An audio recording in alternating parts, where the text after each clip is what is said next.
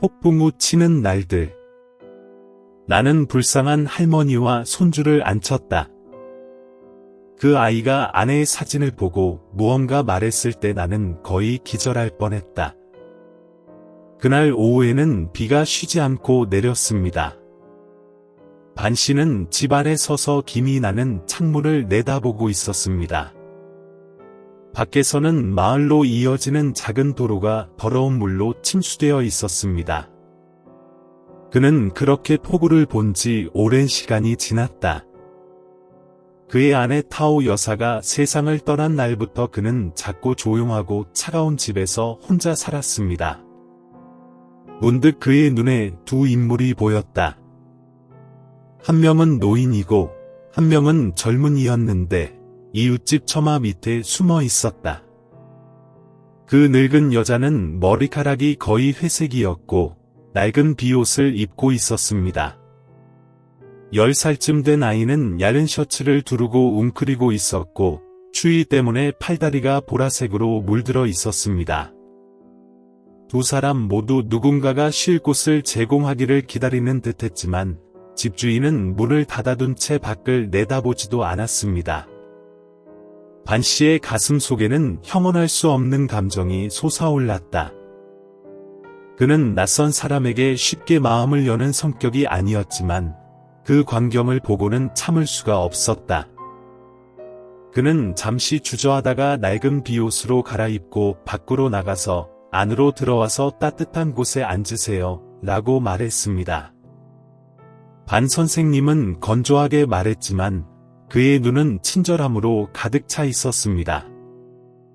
그 여자는 놀라움과 약간의 의심의 표정으로 그를 바라보았다. 하지만 다시 고개를 끄덕여 고맙다고 말했습니다. 반 씨는 집에 들어가면서 의자를 꺼내고 할머니와 손주에게 앉으라고 권했습니다.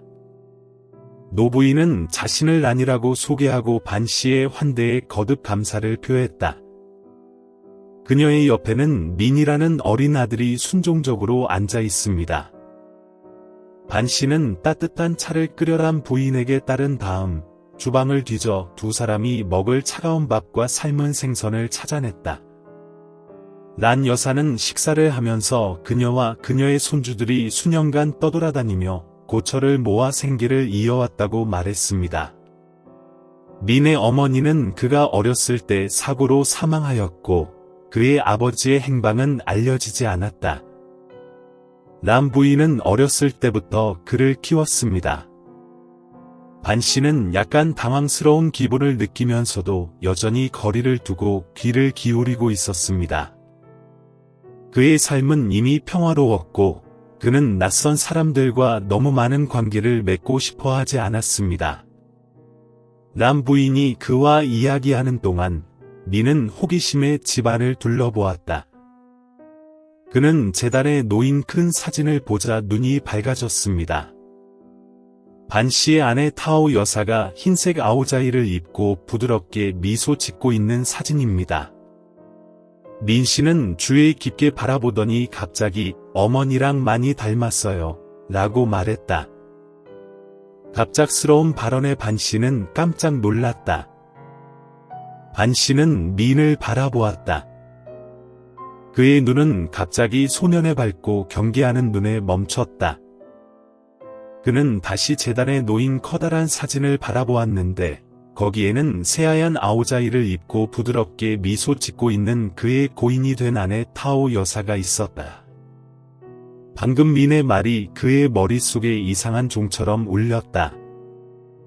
그녀는 당신 엄마와 많이 닮았어요. 그의 심장이 갑자기 강하게 뛰었다. 타오 부인을 한 번도 만난 적이 없는 아이가 어떻게 그런 말을 할 수 있을까? 그냥 우연이 아닐까요? 하지만 민의 눈은 호기심과 확신이 뒤섞인 눈빛이었고 반 씨는 마음속에서 솟아오르는 이상한 감정을 떨쳐낼 수 없었다. 그는 평정심을 되찾고 람 부인과 민 씨 맞은편에 앉았다. 그의 목소리는 마치 캐묻는 듯이 낮아졌다. 방금 그녀가 당신의 어머니를 닮았다고 했죠. 당신의 어머니는 누구예요? 그녀를 기억하세요? 리틀 미는 고개를 들고 눈을 순진하게 깜빡였지만 그의 말은 마치 반 씨의 가슴을 깊이 꿰뚫는 칼과 같았다. 어머니는 제 얼굴을 잘 기억하지 못하지만 아주 아름다웠다고 하셨어요. 돌아가셨을 때 나는 아직 아이였어요. 아직도 아기였어요. 민 씨의 대답에 반 씨는 말문을 잃었다. 그는 여전히 그 옆에 조용히 앉아있는 늙은 여자, 람 부인에게로 돌아섰습니다. 그녀의 얼굴은 창백했습니다. 그의 생각을 짐작하듯이 람 부인은 천천히 말했다. 그 소년이 진실을 말하고 있습니다. 삼촌. 그의 어머니는 그가 걷는 법을 막 배우던 때에 돌아가셨습니다. 저는 그의 할머니이지만 그의 어머니는 멀리서 일하셔서 그를 남겨두셨습니다. 그가 아기일 때부터 저를 괴롭혔습니다. 그가 몇 걸음 걸을 수 있을 때쯤에는 그의 엄마는 더 이상 거기에 없었습니다. 장관님이 찡그리셨다. 나는 호기심이 생겼다. 그 소년의 어머니 이름이 무엇인가요? 그녀는 전에 무슨 일을 했나요? 그녀는 어디에 살고 있나요? 란 아주머니는 슬픔을 억누르려는 듯 망설이며 손을 꽉 쥐었다. 잠시 침묵 후 그녀는 대답했다. 그 아이의 어머니 이름은 주연이에요. 그녀는 도시에서 가사도우미로 일했는데 정확히 어디에서 일했는지는 알지 못해요. 그녀는 자신의 직업에 대해 거의 이야기하지 않았습니다. 어느 날 그녀가 교통사고를 당해서 죽었어요. 그 이후로 저는 그 소년을 대신해서 돌보았어요. 아직 유튜브 채널을 구독하지 않으셨다면 구독하고 알림종을 켜두시면 최신 영상을 놓치지 않으실 수 있습니다. 람 부인의 말은 마치 바람이 반 씨의 마음속에 옛 추억을 불어넣는 것 같다. 갑자기 그의 머릿속에 어떤 이름이 떠올랐다. 부엔. 반 씨는 아무 말도 하지 않은 채 뜨거운 차 한 잔을 너무 꽉 움켜쥐고 있었는데 그러다 보니 찻잔이 망가져버릴 것만 같았다. 그의 마음속에는 결혼하기 전 오랜 세월 그와 함께했던 아내 파오 부인의 모습이 떠올랐다. 그녀는 오랫동안 집을 떠나 살았습니다.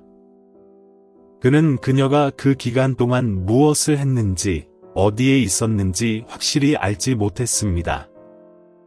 그녀가 그때마다 그것을 피하고 그저 모호하게 그것이 힘든 시기였다고 말했던 걸 기억합니다.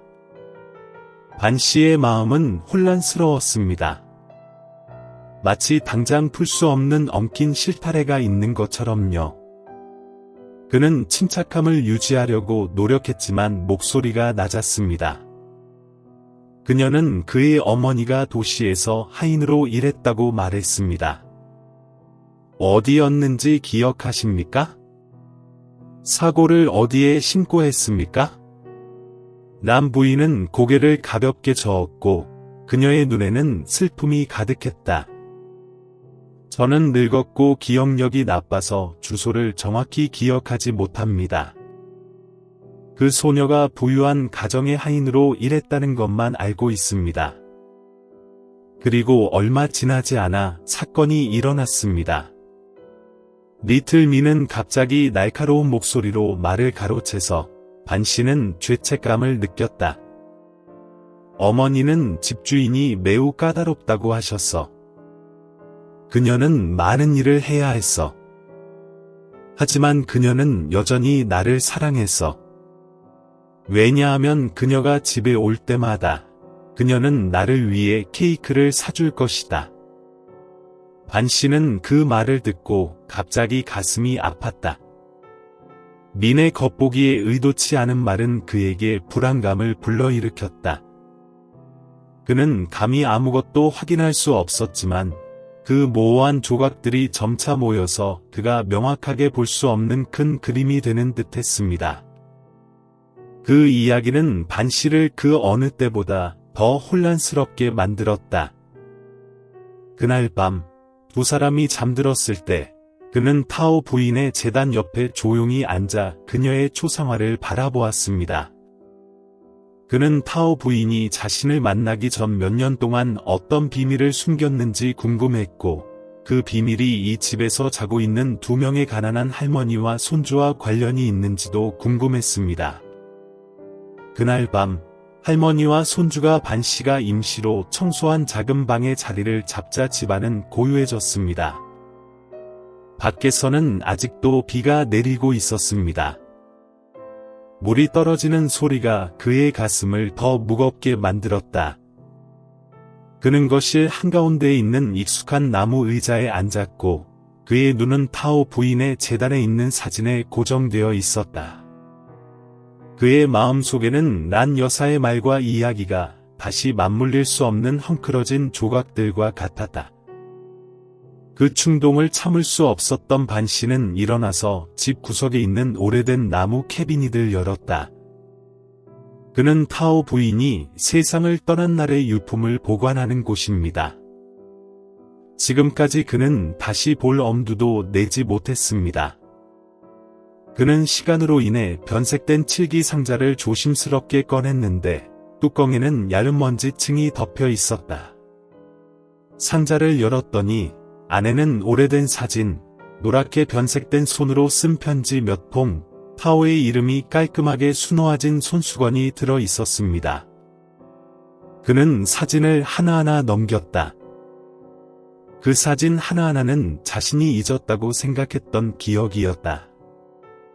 하지만 그는 잠시 멈췄고 사진을 쥔 손이 떨렸으며 가슴이 쿵쾅거렸습니다. 사진에는 어린 시절의 타오 여사가 신생아를 팔에 안고 행복하게 웃고 있는 모습이 담겨 있습니다. 배경은 그가 전에 본 적이 없는 집이었습니다. 사진 속 아이는 하얀 담요에 쌓여 있고 얼굴은 작지만 크고 둥근 눈이 돋보입니다. 반 씨는 중얼거렸다. 그녀는 이 사진에 대해 한 번도 말해주지 않았어요. 생각이 들었어요. 반 씨는 동정심 어린 표정으로 앉아 있었고 그의 눈은 사진에서 떠나지 않았습니다. 그는 그날 밤새도록 잠을 잘 수 없었지만 그 질문은 계속해서 그의 마음을 괴롭혔습니다. 이 아이는 누구인가요? 왜 타오 부인은 그것에 대해 한 번도 언급하지 않으셨나요? 그게 민과 관련이 있나요? 다음날 아침, 나무 뒤로 태양이 떠오르자 반 씨는 따뜻한 차 한 잔을 따르며 할머니와 손주가 깨어날 때까지 기다렸다. 람 부인이 먼저 나왔고 아기 미는 아직도 깊이 잠들어 있었습니다. 반 씨는 람 부인에게 집 한가운데 있는 작은 테이블에 앉으라고 부드럽게 손짓했다. 람 부인, 그는 말을 시작했습니다. 그의 목소리는 깊고 진지했습니다. 저는 당신에게 물어볼 것이 있습니다. 란 아주머니는 잠시 놀란 듯했지만 곧 고개를 끄덕이며 호기심과 조심스러움이 섞인 눈빛을 보냈다. 반 씨는 천천히 사진을 테이블 위에 놓고 란 아주머니 쪽으로 밀었다. 이 사진을 한번 보세요. 혹시 아는 사람인가요? 란 아주머니의 시선이 사진에 머무는 순간 그녀의 얼굴은 즉시 하얗게 질렸다. 그녀는 믿을 수 없다는 듯 손을 떨며 사진을 집어들었다. 그리고 더듬거리며 목이 메인 소리로 말했다. 이 사람이 바로 주연이에요. 미니의 어머니요. 세상에. 이 사진을 대체 어디서 구하신 거죠? 반 씨는 잠시 말없이 앉아 있었다. 그의 가슴은 답답함에 조여오는 듯했지만 그는 최대한 침착함을 유지하려 애썼다. 그는 쉰 목소리로 다시 물었다. 확실하신가요? 이 사람이 미니의 어머니 맞나요? 란 아주머니는 눈물을 글썽이며 고개를 끄덕였다. 그녀는 사진 속 여성을 가리키며 끊어질 듯한 목소리로 말했다. 맞아요. 이 사람이 주연이에요. 그때 제가 그 아이를 안고 있었거든요. 아이를 감쌌던 이 모포도 바로 이거랑 똑같아요. 절대 착각할 리 없어요. 그 말을 듣는 순간 반 씨는 온몸에 힘이 빠져나가는 것 같다. 그는 의자에 등을 기대며 사진을 뚫어지게 바라보았다. 알고 보니 그의 아내는 자신과 만나기 전에 아이를 낳았지만 어떤 이유에서인지 그 사실을 한 번도 입 밖에 내지 않았던 것이다. 그럼에도 그는 마음속의 혼란을 억누르며 침착한 목소리로 물었다. 왜 그녀는 나에게 아무 말도 하지 않았을까요? 만약 미니의 어머니가 정말 그녀라면 이게 대체 무슨 상황이죠? 란 아주머니는 울음을 참지 못하고 주름진 뺨 위로 눈물이 흘러내렸다. 저도 모든 걸 아는 건 아니에요. 하지만 주연이 예전에 도시의 한 가정집에서 가사도우미로 일했다고 들었어요. 그때 그녀는 아이의 아버지가 책임지지 않아서 조용히 아이를 낳았고 아이가 고생하며 자라지 않도록 하기 위해 저에게 맡겼어요. 하지만 설마 타오 씨? 아니에요. 당신의 부인 타오 씨가 사진 속 사람이었다니. 반 씨는 말없이 앉아 있었다. 그의 마음은 무겁게 가라앉았다. 퍼즐 조각들이 하나둘 맞춰지는 것 같았지만 여전히 메울 수 없는 공백이 남아 있었다. 왜 타오 씨는 이 비밀을 숨겼을까? 그리고 만약 민이 그녀의 아들인 게 사실이라면 왜 한 번도 남편에게 말하지 않았던 걸까? 그 질문들은 그의 마음 깊이 파고들며 평온했던 아침을 경랑의 시작으로 바꾸어 놓았다. 아직 유튜브 채널을 구독하지 않으셨다면 구독하고 알림종을 켜두시면 최신 영상을 놓치지 않으실 수 있습니다.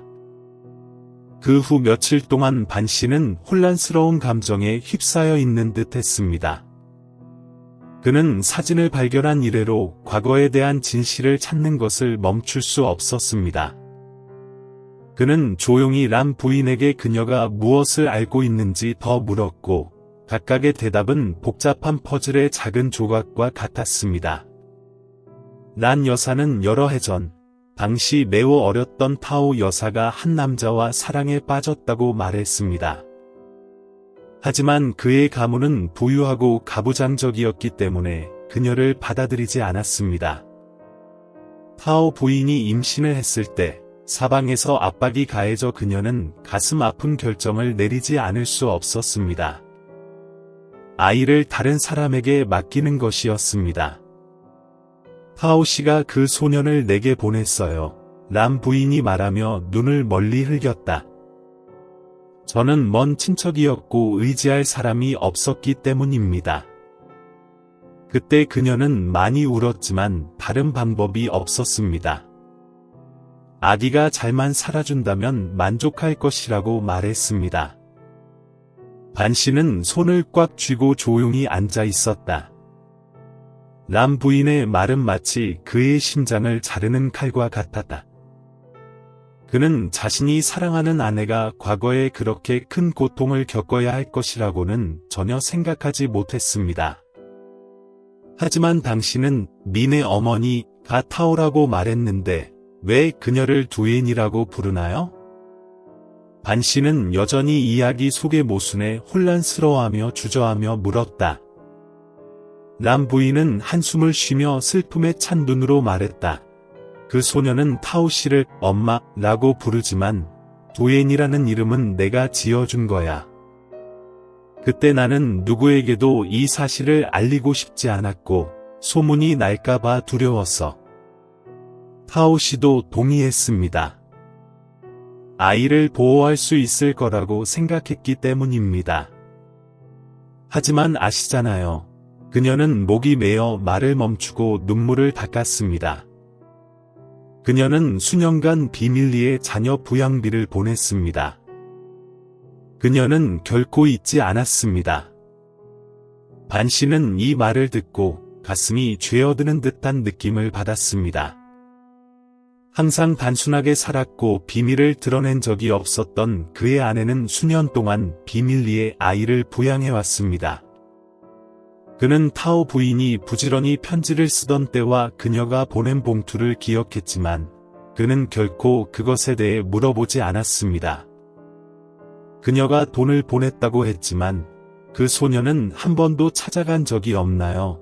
그는 다시 물었다. 그의 목소리는 목이 메어 있었다. 람 부인은 고개를 살짝 저었다. 그녀가 온 후 그녀는 멀리서 서서 지켜보기만 했고 가까이 다가가려고 하지 않았습니다. 그녀는 그 소년이 그녀를 알아볼까봐 두려웠고 당신 가족이 무슨 일이 일어났는지 알까봐 두려웠습니다. 하지만 나는 그녀가 눈은 언제나 사랑으로 가득 차 있었습니다. 사랑으로 가득 차 있었습니다. 반 씨는 다가오는 두통을 달래듯 이마에 손을 얹었다.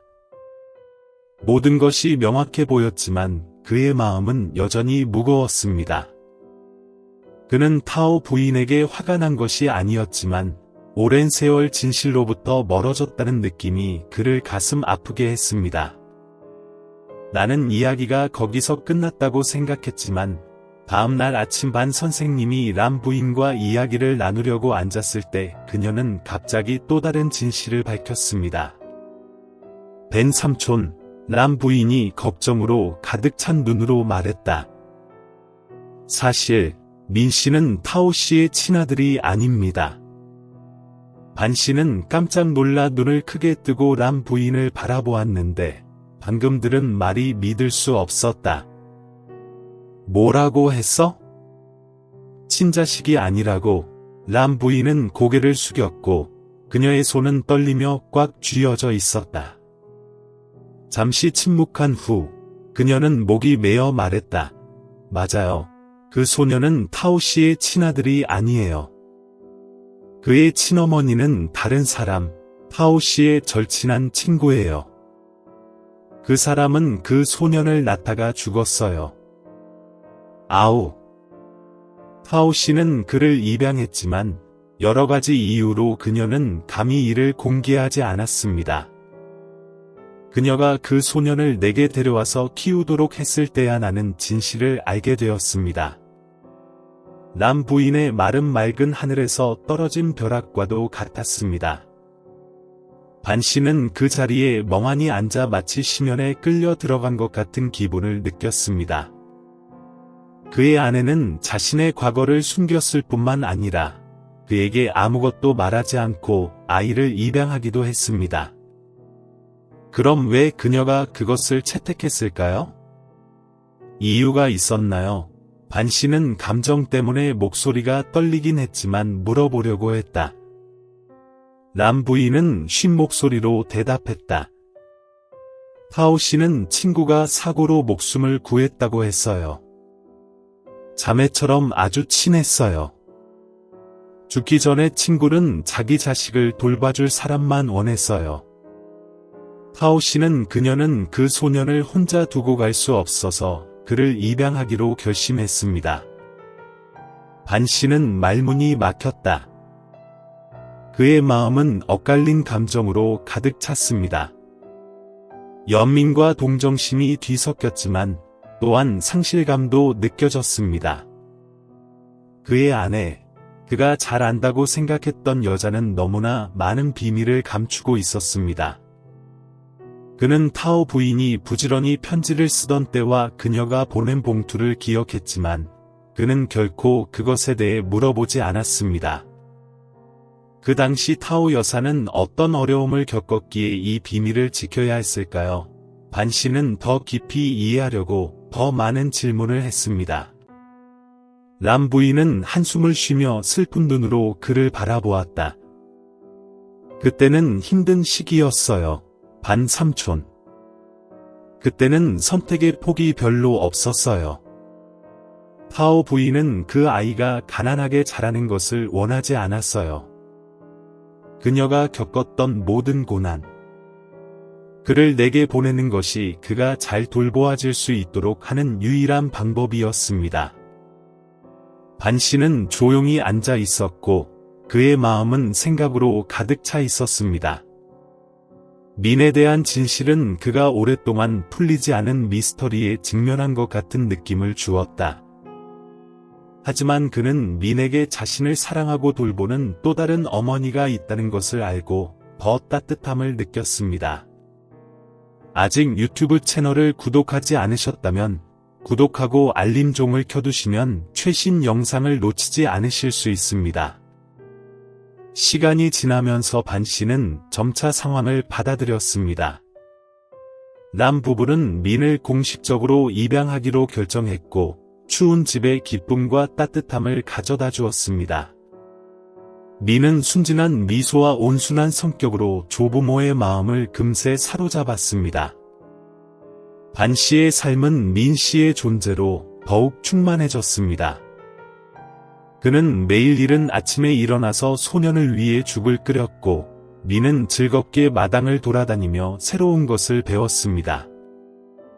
그의 작은 집은 이제 예전처럼 외롭지 않고 웃음과 즐거운 대화로 가득 차게 되었습니다. 어느 날 민 씨가 7살이 되었을 때 이상한 남자가 반 씨의 문 앞에 나타났는데 그는 모든 것을 뒤집어 놓는 또 다른 이야기를 가지고 왔습니다. 오후 늦은 시간이었습니다.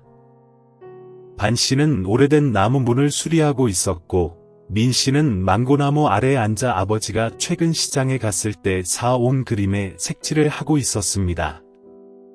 40대 정도의 한 여성이 단순한 옷차림에 지친 듯한 표정으로 다가왔습니다. 실례합니다. 여기가 벤 씨 집인가요?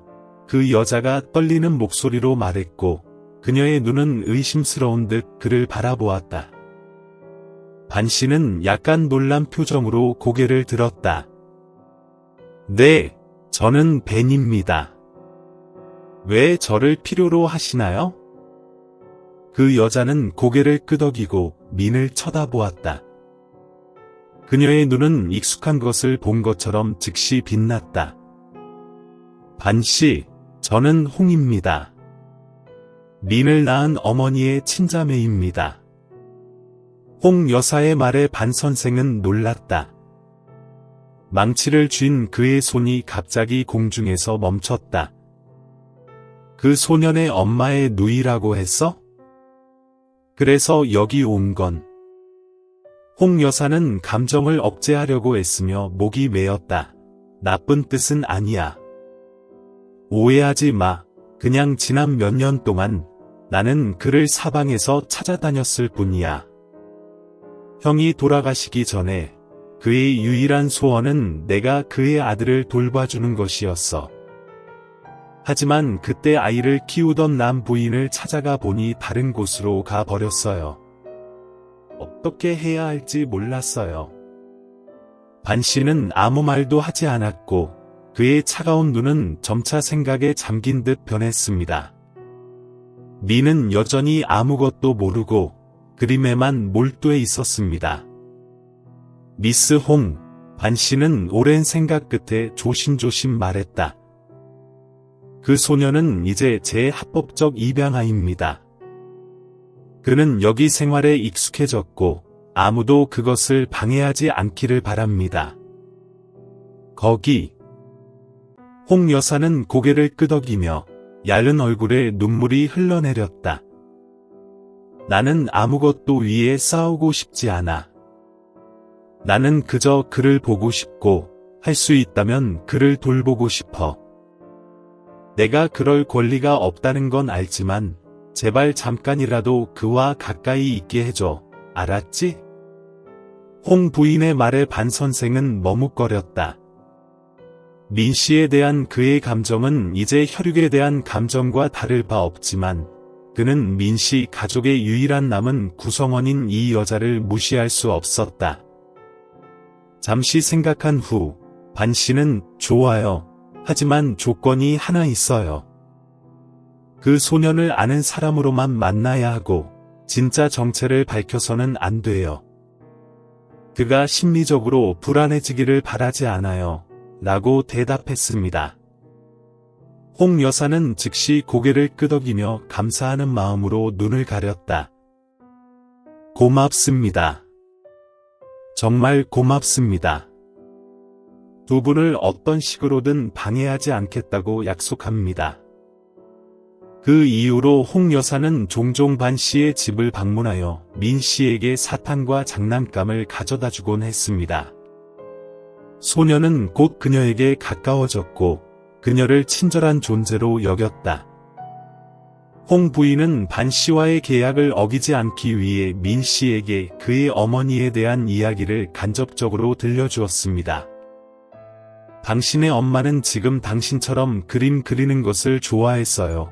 홍 부인은 미소를 지으며 민의 머리카락을 부드럽게 쓰다듬었다.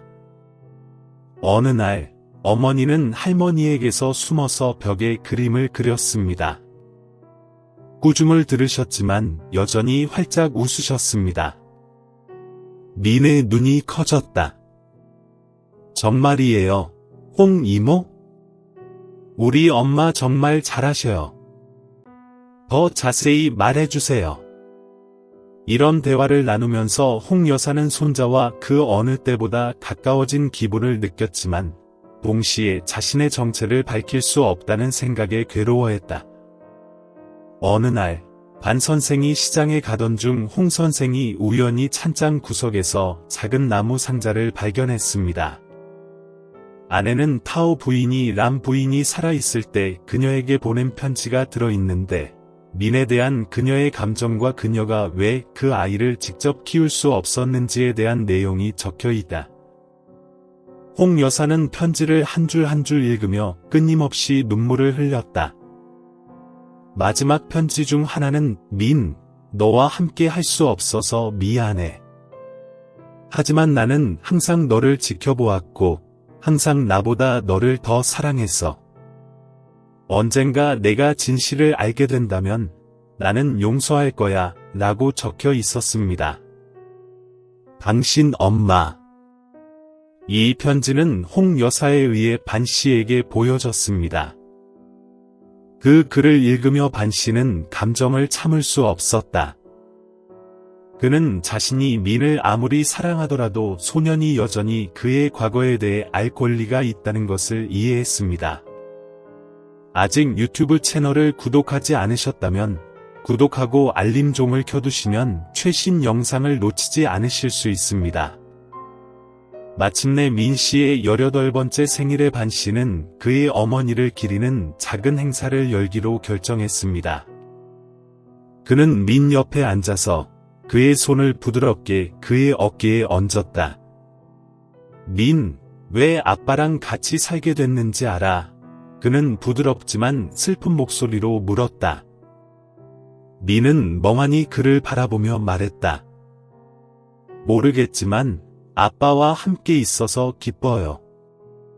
반 씨는 눈물을 글썽이며 미소 지었다. 말씀드릴 게 있어요. 친어머니와 이모가 있어요. 두 분 다 당신을 매우 사랑하시지만 사정상 당신의 어머니는 당신과 함께할 수 없어요. 홍 이모, 이분은 제 자매예요. 어머니와 아이. 소녀는 홍 부인을 돌아보며 눈을 크게 뜨고 눈물을 터뜨렸습니다. 홍 이모, 당신이 정말 우리 엄마의 누이신가요? 당신은 아직도 엄마가 있나요? 홍 부인은 민을 껴안고 울었습니다. 당신의 엄마는 당신을 매우 사랑해요. 나는 당신께 그녀에 대한 모든 것을 말해줄게요. 그날부터 세 사람 사이의 이야기는 사랑, 용서, 그리고 치유를 담아 계속해서 쓰여졌습니다. 반 씨는 그의 친부는 아니지만 민 씨가 가장 사랑하고 존경하는 아버지입니다.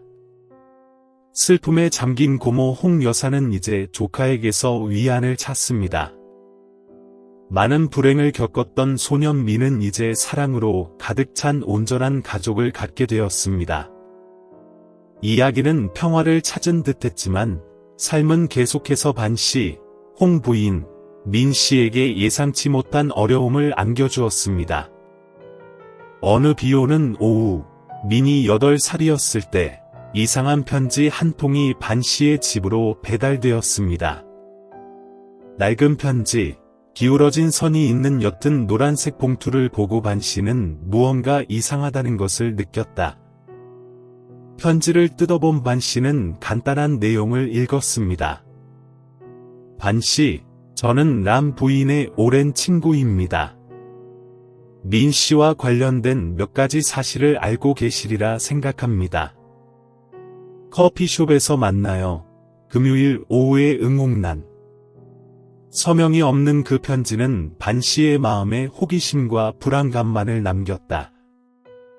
그럼에도 그는 약간의 의심과 불안을 안고 진료를 받으러 가기로 결정했습니다. 금요일 오후, 반 씨는 응옥난 커피숍에 있었습니다. 레스토랑 공간은 매우 조용하고 오직 부드럽고 선율적인 음악만 흘러나옵니다. 그는 주위를 둘러보았는데 그때 모퉁이에서 중년 남성이 일어나 손을 흔들었다. 그 남자는 자신을 람 부인의 오랜 지인인 둥 씨라고 소개했습니다. 몇 번의 정중한 인사 후 둥 씨는 바로 요점을 짚어냈습니다. 반 씨, 저는 민이 당신과 함께 살고 있고 당신에 의해 매우 잘 자랐다는 것을 알고 있습니다. 하지만 당신이 알아야 할 진실이 하나 있습니다. 비록 그것이 전혀 즐겁지 않더라도요. 반 씨는 눈살을 찌푸렸다. 더 자세히 말해보세요. 무슨 진실인가요? 동 씨는 한숨을 쉬며 주머니에서 오래된 사진 한 장을 꺼냈다. 사진에는 두 어린 소녀가 꽤 진지해 보이는 남자 옆에 서 있는 모습이 나와 있습니다. 반 총리는 두 여성 중 한 명이 자신의 아내인 다오 여사임을 알아봤습니다. 이 남자는 누구야? 반 장관은 약간 쉰 목소리로 물었다. 동 선생은 슬픔이 가득한 눈으로 사진을 테이블 위에 올려놓았다. 이 남자의 이름은 광이고 그는 민의 아버지입니다. 이 말은 마치 벼락과도 같아 반기문 사무총장은 깜짝 놀랐다. 그는 민의 삶에 그렇게 큰 비밀이 있을 줄은 생각지도 못했습니다. 둥 씨는 계속해서 말했다. 전에 꽝과 타오는 친한 친구였지만 꽝의 가족의 반대 때문에 그들의 사랑은 식을 줄 몰랐습니다. 저 사람은 민 씨를 임신했어요. 아이를 낳은 후 그 사람이 죽자 타오민 여사는 란 여사의 집으로 보내져 양육되었습니다. 하지만 어떤 이유에서인지 광 선생은 민 씨의 존재를 알지 못했다. 최근 그는 지인을 통해 그 이야기를 우연히 듣게 되었고 그녀를 만나고 싶어 했습니다. 어린이. 부통령은 손을 꽉 쥐고 침착을 유지하려고 했다. 그럼 지금 무슨 말을 하는 거죠? 꽝 씨에게 아이를 돌려달라고 요청하는 건가요? 둥 씨는 고개를 끄덕였다. 네, 꽝 씨는 민희를 만나고 나서 이야기를 나누고 결정을 내리겠다고 했습니다. 반기문 총장은 집으로 돌아와 익숙한 나무 의자에 조용히 앉아 생각에 잠겼다. 그는 이 상황에서 무엇을 해야 할지 몰랐다. 민은 그의 아들이자 그의 인생에서 가장 큰 기쁨이자 의미이지만 그는 민이 자신의 친부에 대해 알 권리가 있다는 것도 알고 있습니다. 마침내 반 장관은 홍 장관과 대화하기로 결심했습니다. 홍 여사도 이 말을 듣고 놀랐다. 반 삼촌, 만약 그 남자가 정말로 맨의 친아버지라면 당신은 어떻게 할 건가요? 맨을 넘겨줄 건가요? 반 씨는 잠시 생각한 후 이렇게 대답했습니다. 저는 그 소년과 떨어져 있고 싶지 않지만 이기적으로 영원히 그를 내 곁에 둘 수는 없습니다. 신부를 만난 후에 그가 스스로 결정하게 둘 것입니다. 며칠 후 민 씨의 친부인 광 씨가 반 씨의 집에 왔습니다. 광 선생은 겉모습은 강인해 보였지만 눈빛에는 후회와 뉘우침이 깃들어 있었다. 민 선생님은 반 선생님으로부터 소개를 받았습니다. 처음에는 수줍어하던 그 소녀는 광 선생님이 그의 어머니에 대한 재밌는 이야기를 들려주자 금세 마음을 열었습니다. 민, 광 씨가 말했다. 그의 목소리는 목이 메어 있었다. 나는 당신 엄마의 가장 친한 친구야.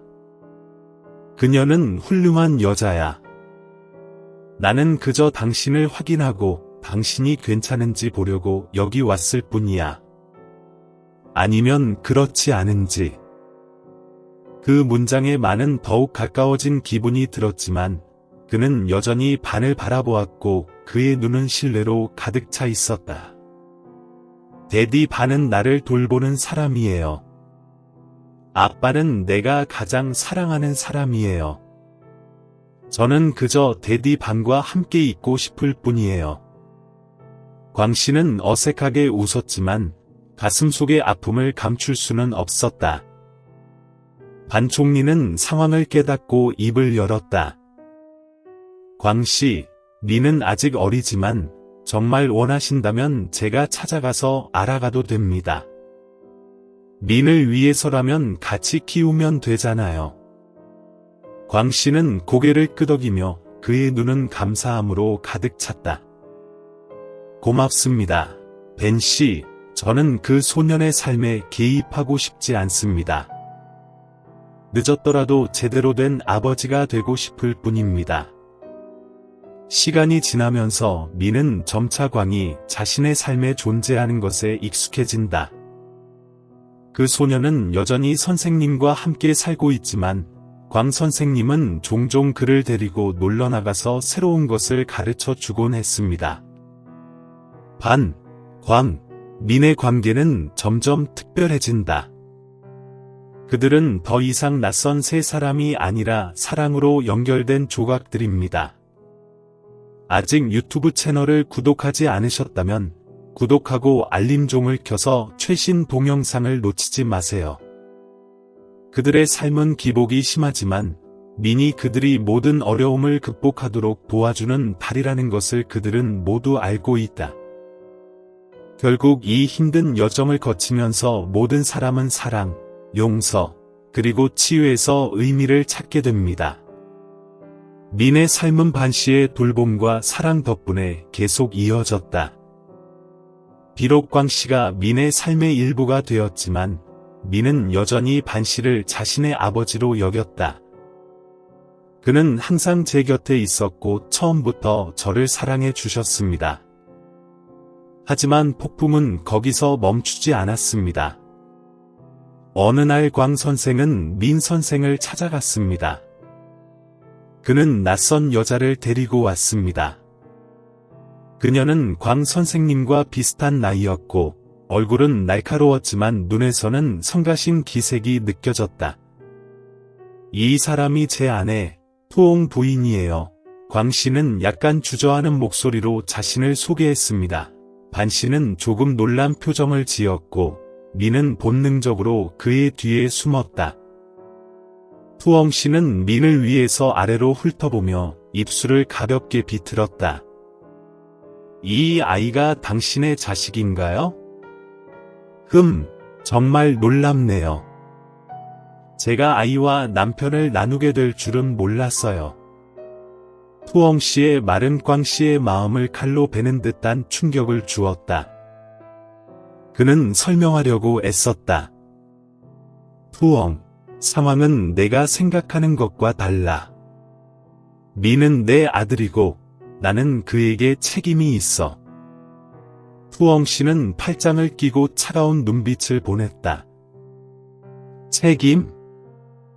내가 이 이야기를 듣고 얼마나 괴로웠는지 아세요? 당신은 여기에도 가족이 있다는 걸 잊지 마세요.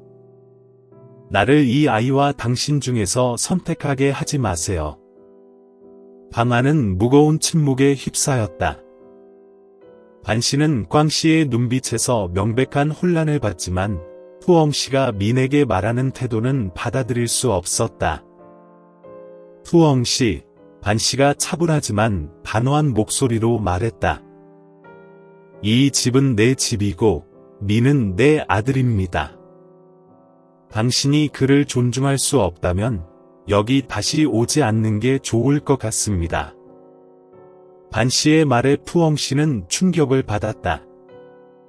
그녀는 꽝 씨를 향해 그가 자신의 편을 들어줄지 기대하는 듯 돌아보았지만 꽝 씨는 고개를 숙이고 아무 말도 하지 않았다. 그 만남 이후로 꽝 씨는 점점 더 자주 오지 않는 것 같다. 반 씨는 꽝 씨가 아들과의 책임과 현재 가족의 압박 사이에서 갈등하고 있다는 것을 이해했다. 그러나 반 씨는 비난하지 않았고 방해하지도 않았다. 그는 오직 민을 돌보며 그가 인생에서 부족했던 부분을 채워주기 위해 노력했다. 시간이 지나면서 민은 점점 커졌고 똑똑하고 사리를 잘 분별할 줄 알았다. 그는 자신의 친아버지가 어려운 상황에 처해 있다는 것을 깨달았다. 어느 날 꽝 씨가 방문했을 때 민은 먼저 말을 꺼냈다. 아빠 꽝, 저는 아빠가 새로운 가정을 가진 걸 알아요. 아빠를 탓하지 않아요. 아빠는 이제 반 아빠가 돌봐주세요. 아빠는 저 걱정하지 마세요. 그 말에 꽝 씨는 눈물을 흘렸다. 그는 민을 꼭 안으며 목이 메어 말했다. 민, 넌 정말 착한 아이구나. 하지만 넌 알아야 해. 내가 널 사랑하고 항상 널 보상하고 싶다는 걸. 무슨 일이 있더라도 넌 내 아들이야. 모든 것이 차분해질 줄 알았지만 예상치 못한 사건이 일어났다. 어느 날 푸엉 씨가 반 씨를 찾아왔다. 싸움을 벌이러 온 것이 아니라 도움을 청하기 위해서였다. 반 씨, 제가 예전에 한 말들이 좋지 않았다는 걸 알아요. 하지만 이번엔 진심으로 당신의 도움이 필요해요. 푸엉 씨가 떨리는 목소리로 말했다. 그녀는 꽝 씨가 늦은 회의에서 돌아오다 심각한 교통사고를 당했다고 말했다. 그는 병원에서 중태에 빠져 수술을 받아야 하지만 아직 의식이 돌아오지 않아 위임장을 서명할 수 없는 상태였다. 반 씨, 민과 가장 가까운 사람은 당신이에요. 저는 당신이.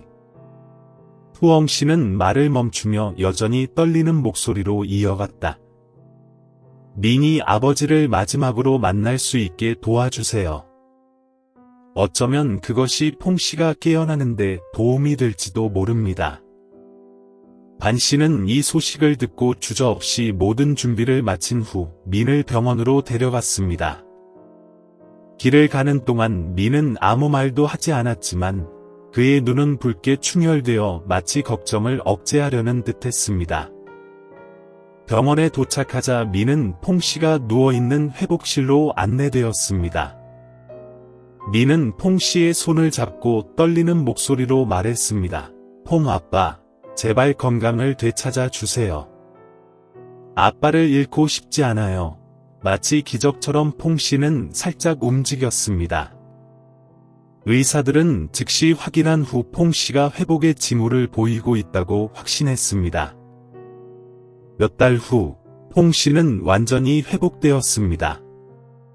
이번 사고는 퐁 씨에게 큰 경각심을 일으켰고, 그는 모든 것을 명확히 할 결심을 했습니다. 그는 푸옹 씨를 만나 솔직하게 말했습니다. 저는 민이를 포기하지 않겠습니다. 하지만 제 현재 가족에게 피해를 주지 않겠습니다. 푸옹 씨는 퐁 씨가 병상에 누워있는 동안 그의 마음이 변한 것을 느꼈습니다. 그녀는 퐁 씨가 민희를 사랑하는 마음이 현재 가족에 대한 책임을 줄이지 않는다는 것을 이해하게 되었습니다. 결국 푸옹 씨는 퐁 씨가 민희와 아버지로서 관계를 유지하는 것을 허락했습니다. 그녀는 민희와 친해지기 위해 먼저 다가가서 퐁 씨와 민희의 관계가 더 가까워지도록 도왔습니다. 시간은 빠르게 지나갔고 민은 점점 성장하여 반 씨와 퐁 씨 모두에게 자랑스러운 존재가 되었습니다. 비록 삶은 힘들었지만 결국 사랑과 이해가 모든 사람들을 하나로 묶어주었습니다. 어느 날 저녁, 반 씨, 퐁 씨, 푸옹 씨가 함께 식탁에 둘러앉았을 때 민은 일어나서 고개를 숙이며 말했습니다. 반 아빠, 퐁 아빠, 그리고 푸옹 씨, 감사합니다. 여러분 덕분에 오늘 행복을 얻었습니다. 그 말에 세 사람은 눈물을 참지 못했습니다. 삶이 완벽하지는 않지만 사랑하고 치유하려는 노력은 특별한 가족을 만들어냈고 그 가족은 모든 편견과 도전을 뛰어넘었습니다.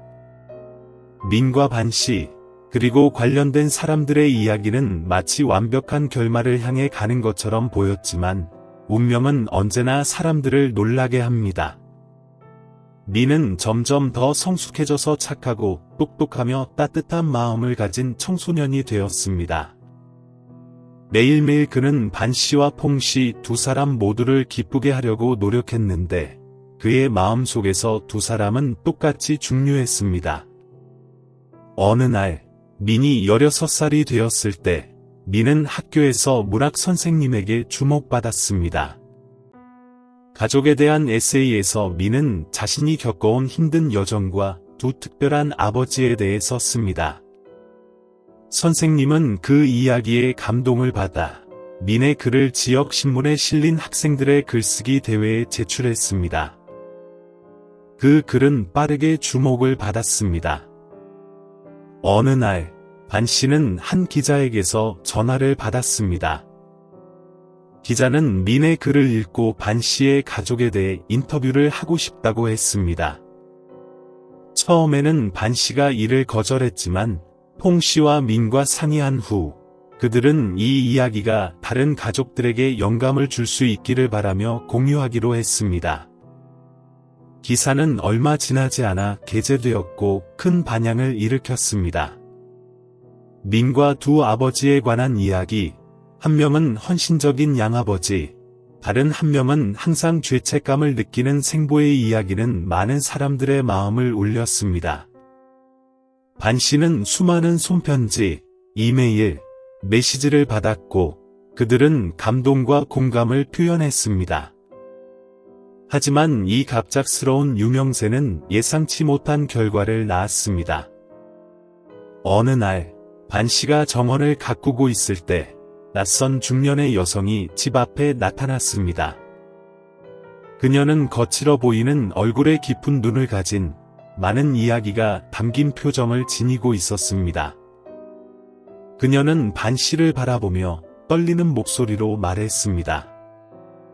죄송합니다. 혹시 민희를 키우는 분이신가요? 반 씨는 손을 멈추고 의심스러운 눈빛으로 그녀를 바라보았습니다. 그래요. 당신은 누구신가요? 그 여자는 잠시 침묵한 후 조용히 말했습니다. 저는 그 아이의 할머니예요. 그 말에 반 씨는 마치 번개에 맞은 듯한 충격을 받았습니다. 뭐라고요? 그는 놀란 목소리로 되물었습니다. 그녀는 고개를 끄덕이며 눈빛에 깊은 고뇌가 서려 있었습니다. 저는 퐁 씨의 어머니예요. 저는 기사를 읽고 그 아이가 제 손자임을 알게 되었어요. 그 만남은 민과 가족의 삶에서 복잡한 새로운 장을 여는 계기가 되었습니다. 퐁 씨의 어머니, 즉 민의 할머니인 란 씨는 자신이 퐁 씨와 그의 친구인 타오와의 연애를 반대했다고 고백했습니다. 바로 그녀가 퐁 씨에게 그 사랑을 끊도록 강요한 사람이었습니다. 하지만 이제 나이가 들고 후회를 하게 된 그녀는 그 잘못을 바로잡고 싶다고 말했습니다. 저는 미니의 할머니로서 자격이 없다는 걸 알지만 이 후회만은 묻고 가고 싶지 않아요. 란 씨는 눈물을 흘리며 말했습니다. 반 씨는 어떻게 대답해야 할지 몰랐습니다. 그는 민을 사랑하지만 란 씨의 등장으로 민의 평온했던 삶이 흔들릴까 걱정이 되었습니다. 민이 이 모든 이야기를 들은 후 그는 한동안 말없이 침묵했습니다. 그리고 마침내 말했습니다.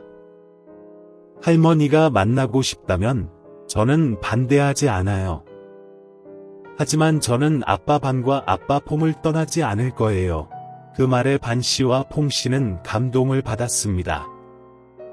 그들은 민이 란 씨를 만나도록 허락했지만 조건이 있었습니다.